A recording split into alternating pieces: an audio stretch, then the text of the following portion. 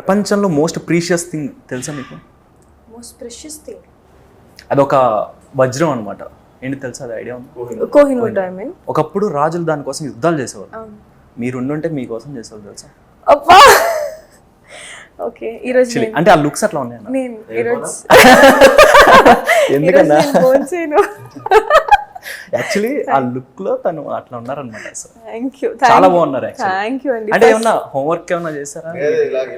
ఇలాంటి వాటికి పడిపోకుండా ఇలా ముంచేస్తారు. చాలా మంది చెప్పుంటే ఎవరికి చెప్పలేదండి నేను. ఫస్ట్ టైం చూడంగానే చెప్పాలని. మీరు వెళ్ళి ఇంటర్వ్యూలు చూడండి, ప్రతి హీరోయిన్ చెప్పుంటారు.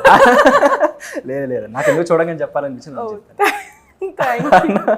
కంపలు ముంచేస్తావు.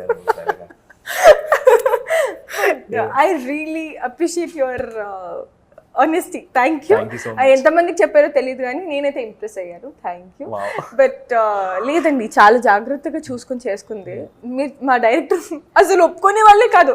కింద కాటుకు పెట్టలేదు అని ఒక కంప్లైంట్, లిప్స్టిక్ మార్చమని ఒక కంప్లైంట్, కమ్మలు సెట్ అవ్వలేదు అని ఒక కంప్లైంట్. వన్ డే తీసుకుంటుంది. మేకప్ అంతా రెడీ అయిపోతుంది, లిప్స్టిక్ మాత్రం వన్ డే పడుతుంది. లేదండి, బికాస్ నేను ఒకటి చేస్తా, ఆయన నాకు ఇది వద్దు ఇది కావాలంటారు. కెమెరామెన్ పక్క నుంచి ఇగో నాకు ఇది ఎందుకో సెట్ అవ్వట్లే, వెళ్ళి చేంజ్ చేసుకురా. Literally that was one day మొత్తం మేము దాని మీద కూర్చున్నాం అనమాట.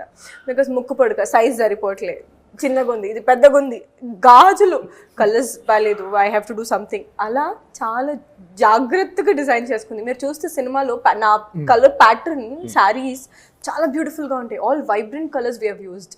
యూనో అప్పట్లో మనకి పేస్టల్ కలర్స్ లేవు కదండి. 1980s లో లైట్ కలర్స్ ఇప్పుడు ట్రెండ్ అది పేస్టల్ కలర్స్. అప్పుడు లేదు, అంత ప్రాపర్ రెడ్ మరూన్స్ ఈ సారీస్ బాగా కట్టేవాళ్ళు. సో అదే ఇన్స్పిరేషన్ గా all bright colours. Maybe because of that also మంచి బ్రైట్ గా కనిపిస్తున్నాను. So it's complete team work. Super.